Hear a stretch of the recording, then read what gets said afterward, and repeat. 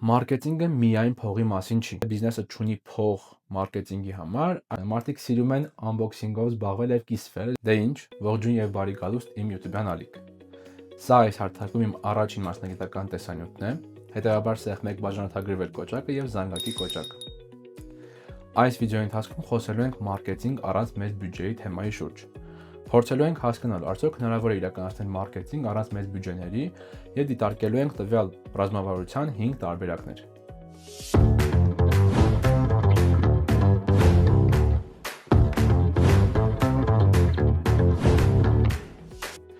Ես Դավիթ Գաբրելյանն եմ, մարքեթինգի մասնագետ։ Ոլորտում եմ գրեթե 7 տարի եւ այս 7 տարիների ընթացքում հասցրել եմ աշխատել 170-ից ավել պրոյեկտների հետ,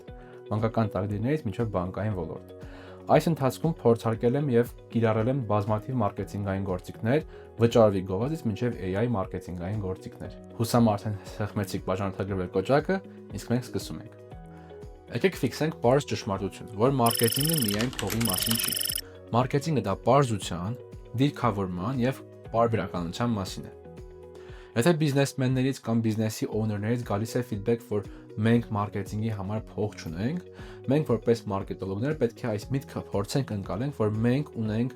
պարզություն, հստակություն, պարբերականություն, այս 3-ի կարիքը եւ տարբեր գործիքակազմերի ֆիլտրման կարիքը։ Ինչու՞։ Շատ հաճախ պատահում են այնպիսի դեպքեր, որ բիզնեսմենը տարբեր ռիլեր նայելով, ընկերներից խոսելով, կարծիքներ հարցնելով, մրցակիցներին հետևելով փորձում են անել ամեն ինչ մարքեթինգի տեսանկյունից։ Սկսած սոցիալական մեդիաներից մինչև outdoor մարքեթինգ։ Բայց նրանք շատ հաճախ չեն կարողանում դիտել մարքեթինգի աչքերով կամ մարքետոլոգի գլխարկը չեն կարողանում դնել իրենց գլխին եւ նայել իրավիճակին ավելի հեռվից։ Հետևաբար նրանց թվում է, որ պետք է անել ամեն ինչ, որը որ բնականաբար հաճախ ճիշտ չի լինում։ Այստեղ մեր օգնության կարիք կա որպես մարքեթինգի մասնագետներ, որպեսզի նրանց ուղղորդենք, հստակեցնենք եւ ընտրենք ճիշտ գործիքակազմը։ Ամենաառաջին բանը, որ պետք է մենք որպես մարքեթինգի մասնագետներ փորձենք ներկայացնենք բիզնես օուներներին, դա մարքեթինգային զագարի կառուցվածքը կամ customer journey map-ն է, այսինքն հաճախորդի ճանապարհային քարտեզն է։ Այս վարժությունը, երբ որ մենք անում ենք ու կիրառում ենք ու ներկայացնում ենք բիզնես օուներին, բացատրելով մեր հաճախորդի ճանապարհը, որտեղից տեսավ գովազդը, որտեղ գնաց, ինչ արեց, պատկերը փորձում է մաքսիմալ հստակություն գա, հստակություն ստանալ։ Հետևաբար մենք ամեն մարքեթինգային փուլում պետք է առաջարկենք հստակ գործիքներ, որովհետև ելի եմ ասում, մարքեթինգը փողի մասին չի, մարքեթինգ առանց բյուջեն կամ մարքեթինգ առանց մեծ բյուջեն ինքը փողի փոխանակումն է ժամանակի, պարբերականության, ֆոկուսի եւ դիսցիպլինայի հետ։ Եվ մեզ համար որպես մարքեթինգի մասնագետներ կարևոր է ամեն փուլի համար հստակություն տալ եւ ամեն փուլի համար հստակ գործիք ընտրել, որը որ կլինի ռազմավարական ու կլինի տրամաբանական։ Եվ հետեւաբար եթե մենք փորձում ենք պատկերել մեր մարքեթինգային զագարը, տիպիկ ամենապարզ մոդելը, AIDA funnel-ը, awareness, interest, desire, action, ճանաչելիություն, հետաքրքրություն, ցանկություն, գործողություն, այս մոդելում մենք ամեն փուլի համար պետք է առանձին գործիքակազմ ունենանք։ Top of the funnel stage-ը, այս փուլում մենք կարող ենք դիտարկել մարքեթինգային գործիքներ, որոնք որ ուղղված են ճանաչելիությանը։ Օրինակ, digital PR-ը, SMM-ը, նույն սոցիալական մեդիա մարքեթինգը, SEO-ն կամ SEO-ն շատ հաճախ որ տարած ասում են, այս բոլոր գործիքակազմը իրենք ուղղված են ճանաչելիության փուլին։ Իրանց խնդիրը ուղիղ վաճառքը չի։ Իրանց խնդիրը ճանաչելիության, հեղինակության, վստահության ստեղծումն է, որպես կանոն, հա։ Իհարկե, տակտիկաներն ու մոտեցումները կարող տարբեր լինեն ու կարող ըստ ձեր կրեատիվության լեվելների որոշեք ոնց կիրառեք, ինչ կիրառեք, բայց ընդհանուր առմամբ այս 3 հիմնական գործիքները TOEFL-ում ձեզ լրիվ բավարար են, առանց մեծ փողերի լավ գովազդ իրականացնելու եւ լավ ճանաչելիություն դիրքավորելու համար։ Անցնենք կամ իջնենք մարքեթինգային զագարի երկրորդ փուլ, MOFU, middle of the funnel։ Այս փուլում մեզ լավագույնս կարող են օգնել email մարքեթինգը, թիրախավորված մարքեթինգային արշավները, դասընթացները, workshop-երը, վեբինարները, որոնք որ հստակ ֆիլտրված լսարանի են ներգրավելու եւ տանելու առաջ։ Սրանք եւս առանց մեծ բյուջեների մարքեթինգային տարբեր գործիքներ են, որոնցով կարելի է բնականաբար տարբեր մոտեցումներով ու տարբեր ֆանալներով իրանց ներգրավել ու իջացնել մի ֆանալ ներքև կամ մի stage ներքև։ Այս ամեն ինչի նպատակը հաճախորդների մոտ ցանկություն առաջացնելն է, գնելու ցանկություն առաջացնելն է։ Եվ երբ որ հաճախորդների մոտ ցանկություն առաջացած է, մենք պետք է իջացնել նրանց BOFU stage, bottom of the funnel stage։ BOFU-ում արդեն մեր խնդիրն է հաճախորդի վրա վաճառք անել եւ հաճախորդին դրթել վերջնական գործողությանը, որը որ վաճառքն է։ Այստեղ կարող գտնեն ինչ որ ժամանակով համապակված առաջարկներ, զեղչեր, ակցիաներ, onboarding-ի կամ customer orientation-ի շատ բարձրացված գործիքակազմ, հա, ինչպես հաճախորդին քայլ-քայլ դարձնել գնորդ, այսպես ձևակերպված։ Այս եւս գործիքակազմը, որը որ կարելի է մոտեցումներով տարբեր բացել, կիրառել ու ըստ product-ի ադապտացնել։ Սա շատ sense վերին մակարդակում, եթե խոսենք, մի քանի գործիքներ, որոնք որ շատ գումար չեն պահանջում լավ արդյունք գեներացնելու համար։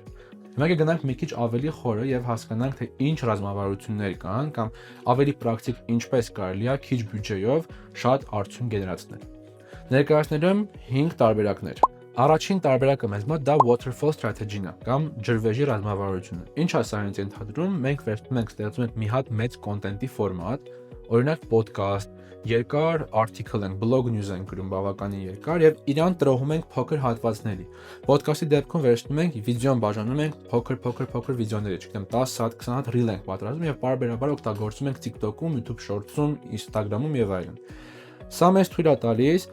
մեկ անգամ ծախսել ռեսուրս նկարահանման process-ի համար եւ հետագայում մոնտաժի արդյունքում արագ շատ կոնտենտ ստանալ։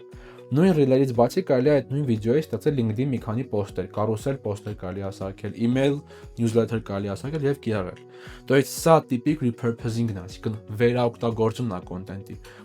Ծախսը մի անգամ արվում է ու բավականին լավ օպտիմալացում ու մեծ ծածկույթ է գեներացում մի անգամից։ Երկրորդ տարբերակը մեզ մոտ դա borrowed stage-ն է կամ հյուր գնալու ֆունկցիոնալն է կոպիտ հաշվարկով։ Մենք նայում ենք ու research ենք անում, հասկանում ենք ոլորտում ինչ ինֆլուենսերներ, ոդքասթեր, հյուրեր, հաղորդումներ կան, որոնք որ կիսում են մեր թիրախային լսարանը, այսինքն մեր լսարանը քիչ թե շատից համընկնում է, եւ այդ ոդքասթին, այդ հաղորդմանը հյուր ենք ուղարկում մեր թիմակցին։ Բայց ոչ թե հյուր ենք ուղարկում որպես հերթական ոդքասթի հյուր, այլ գնում ենք եւ master class-ի ֆորմատով թույն ոդքասթ ենք վարում կամ թույն հենց master class ենք վարում։ Ինչու՞, որովհետեւ սա նախ բարձրացնելու է վստահությունը ձեր էքսպերտի ու ձեր մասնագետի հանդեպ եւ երկրորդը միանգամից մեծ ալիք եք ներգրավելու լոյալ ու վստահելի հաճախորդների։ Փորձված տարբերակը կարող եք հանգիստ կիրառել։ Երրորդ տարբերակը դա այն է, ինչ որ անում է օրինակի համար Aviasales-ը կամ Ryanair-ը եւ այլն, ինքը community skills-ն է, ինչ է սա social listening-ի վրա հիմնված գործիքակազմ է։ Պայմանական դուք որպես բրենդի ներկայացուցիչ մտնում եք սոցիալական ցանցերում, տեսնում եք այն պոստերը, որտեղ որ մարդիկ բողոքում են ձեր թեմայի շուրջ կամ քննարկում անում ձեր թեմայի շուրջ։ Պայմանական պատկերացնենք, որ դուք մանկական տակդիների բրենդով եք զբաղվում եւ մտել եք մայրիկների ակում խումբ ու տեսնում եք, որ մամաները խոսում են ինչ որ երեխան գիշեր անհանգիստ քնելու բանի մասին։ Դուք որպես բրենդ, չգիտեմ, պայմանական ձեր բրենդը X-ն է, X բրենդով մտնում եք ու այդ հրապարակման տակ գրում եք այդ խնդրի լուծման տարբերակ։ Ուղիղ վաճառք չեք փորձում անել, այսինքն պարզապես գրում եք այդ խնդիրը պետք է լուծել սենց։ Ստեղ ինչն է կարևոր։ Մարդիկ տեսնում են, որ դուք որպես բրենդ արձագանքել եք խնդրին, տվել եք արդյունավետ լուծում բնականաբար ու ձեր անունը, ձեր բրենդի անունը ուղիղ կապվում է այդ դրական էմոցիայի հետ։ Վերջում կարելի է իհարկե նշել, որ չգիտեմ, այս քսուկների համար դիմեք մեզ կամ անցեք այս հղումով, բայց եթե դաժե չգրեք, նույնիսկ չգրեք, էլի օքեյ է, որովհետև բրենդի անունը կապվում է իր հետ ու այն մարդիկ, ովքեր ռեալ հետաքրքրված են, գնալու են ու գնելու են ձեր պրոդուկտը։ Չորրորդ տակտիկա մեզ մոտ դա product for post-ն է կամ նույն հաջողության բացած բարտերային համագործակցություն է, բայց ոչ թե ինֆլուենսերների, այլ նանո միկրո ինֆլուենսերների հետ։ Ովքեր են նանո միկրո ինֆլուենսերները, իրանք փոքր քանակով հետևորդների քանակ ունեցող մարդիկ են, որոնց գովազդը նույնիսկ չի ընկալվում որպես գովազդ։ Պայմանական պատկերացրեք դուք, որ ունեք 2000-3000 հետևորդ, դուք միկրո ինֆլուենսեր եք, որովհետև դուք այդ 2000-3000 հոգին, ովքեր որ ձեզ հետևում է, իրանց շրջանակում որոշակի ճանաչելիություն ու վստահություն ունեք։ Ու երբ որ դուք գնում եք ինչ-որ ռեստորան, որտեղ կիսվում եք տենց Instagram-able լոկացիաներով, թույն թրենդային ինչ-որ նյութերով եւ այլն, դուք ավտոմատ այդ 2000-3000 հոգին, ովքեր տեսնում են ձեր սթորիները, ձեր կոնտենտը, իրանց համար դառնում եք գովազդի եւս մի աղբյուր։ Ի տարբերություն մեծ ինֆլուենսերների ու բլոգերների, ովքեր ունեն մեծ լսարան ու հաճախ են գովազդանում, բնականաբար վստահությունը իրանց հանդեպ մի քիչ ավելի թույլատված է, քան փոքր քանակի մարդկանց, այստեղ նանո ինֆլուենսերների ու միկրո ինֆլուենսերների դեպքում մենք ունենք վստահության մեծ ալիք, մեծ կտոր, որը որ կարևոր նշանակություն ունի մեզ համար։ Եվ երկրորդ կետը կա այստեղ, դա արժեքն է։ Եթե բավականին մեծ լսարանացող ինֆլուենսերի դեպքում գովազդը թանկ արժե ծառայություն է, դուք ինքը գումար է դրանից աշխատում, փոքր ինֆլուենսերները կամ փոքր լսարանացող մարդիկ հիմնականում շոյվում են, երբ որ բրենդը իրենց գրում է, ուղարկում է որոշակի պրոդուկտներ, փորձարկման համար նաև դրանք պատրաստ են story անել։ Սա ձեզ կարա օգտակար լինի եւ հետեւաբար դուք եթե ծախսելու եք օրինակի համար 350,000 դրամ գովազդ ունեք 150,000 follower ունեցող ինֆլուենսերի մոտ, դուք այդ 350,000-ը վերցրեք, մի տվեք այդ ինֆլուենսերին օրինակի համար, այս ստրատեգիայի արդյունքում իհարկե,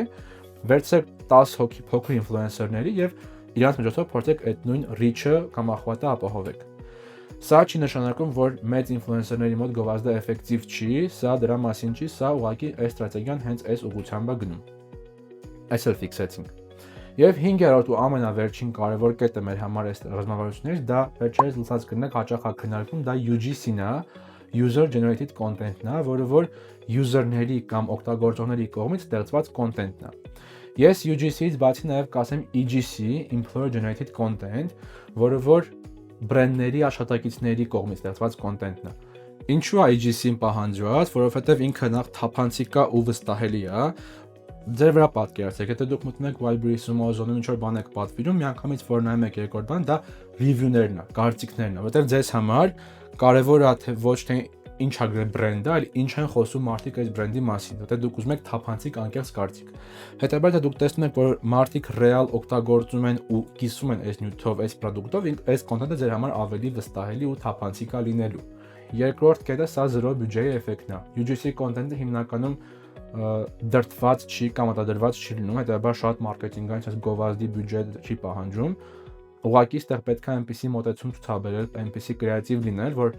հաճախորդները դրդվեն եւ հաճախորդները ցանկանան այդ կոնտենտը ստեղծեն։ Ու երրորդը, ալգորիթմները սիրում են այն տիպի կոնտենտը, որը որ զգացում է ինչպես զրույց ընկերը ընկերոջ միջոցով, ոչ թե տենց թույն ռոլիկներ, որոնք որ պրեմիում դասի նկարանում է իրականացվել, այլ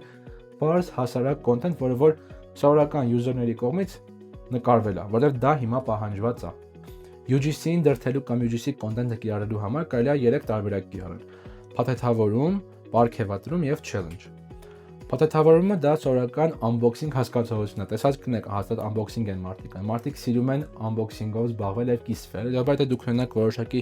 գեղեցիկ փաթեթավորում, հետաքրքիր փաթեթավորում, այդ պրոդուկտը հաստատ կարժանանա UGC կոնտենտի ու մարդիկ կկիսվեն իրենց story-ներով, edge-երով։ Երկրորդը պարգևատրումն է, եթե կարդացել եք Atomic Habits-ը, այնտեղ ինչ է ասում, որ ստեղծում ենք պատճառ, պարգևատրում ենք ու կրկնում ենք, այսինքն այս process-ը կրկնվում է։ То есть, եթե մենք հաճախորդին պարգևատրում ենք X գործընթացի շուրջ, ինքը դրդված եւ սիրով անում է UGC կոնտենտը։ Պայմանական պատկերացրեք դուք հյուրանոց եք առաջ խաղացնում եւ հյուրը եկել է հանգստացել է, դուք այնտեղ reception-ում ինչ-որ կարտոչկա եք թողնում, որ թող քո անկեղծ կարծիքը ու կստանաս 10%, 20% քո հաջորդ այցի ընթացքում։ Պայմանական եմ ասում, ինքը կարող է բավականին լավ աշխատի, ցույց պարգևատրում ինչ-որ հստակ կոնտենտի դիմաց։ Եվ երրորդը դա challenge-ն է, տեսած կնեք Հայաստանում եւս կիրառում են, որ մարդիկ չգիտեմ mukbang են անում, ուտելու վիդեոներ են նկարում, կամ գնում են ինչ-որ գծու բաներ են ուտում, նկարում են, կիսում են այդ ամեն ինչը։ Սա challenge-ը, որը որ բնականաբար մարդկանց հետաքրքիր է, կան լիքը մարդիկ, ովքեր որ ազարտ սիրում են եւ բնականաբար այդ process-ը իրենց համար հաճելի է, նկարել, կիսվել եւ այլն։ Էլ եմ ասում UGC-ն ինքը բավականին մեծ ալիք կարա ձեզ համար բերի, բավականին վստահելի ալիք կարա բերի եւ բավականին հետաքրքիր կարա կողքից նայվի։ Ամփոփելով ուզում եմ ասեմ, որ այս 5 ստրատեգիաները, որը ես ձեզ տվել եմ, սրանք պայմանական են։ Իհարկե, լավ ստրատեգիաներ գտնելու համար պետք է անել բավականին մեծ research։ Բավականին լավ research անելու համար դուք պետք է նայեք հիմնական 3 կարևոր կոմպոնենտի. թիրախային լսարանի վերլուծություն, մրցակիցների վերլուծություն եւ ոլորտի ընդհանուր վերլուծություն։ Թիրախային լսարանը շատ պարզ, վերեկուցում դեր թիրախային լսարանը ովքեր են, սեգմենտավորում եք եւ առանձնացնում եք buyer persona-ներ։ Թիրախային լսարանի մասին առանձին վիդեո կլինի շուտով այս ալիքում, անպայման հետևեք, որպեսզի բաց չթողնեք ու անպայման դիտեք, թե ինչպես եմ ես իմ պրակտիկայի վրա ներկայացնեմ, ոնց եմ ես թիրախային լսարանը վերլուծելու, ոնց եմ իրանց սեգմենտավորելու եւ ոնց եմ իրանց buyer persona-ները առանձնացնելու։ Այս վիդեոյի համար այսքանը, հուսամ պրոդուկտիվ էր, օգտակար էր, իսկ դուք շարունակեք հետևել, անպայման սեղմեք զանգակի կոճակը, եթե չեք արել, որպեսզի բաց չթողնեք առաջիկա վիդեոները։ Մինչ նոր հանդիպում։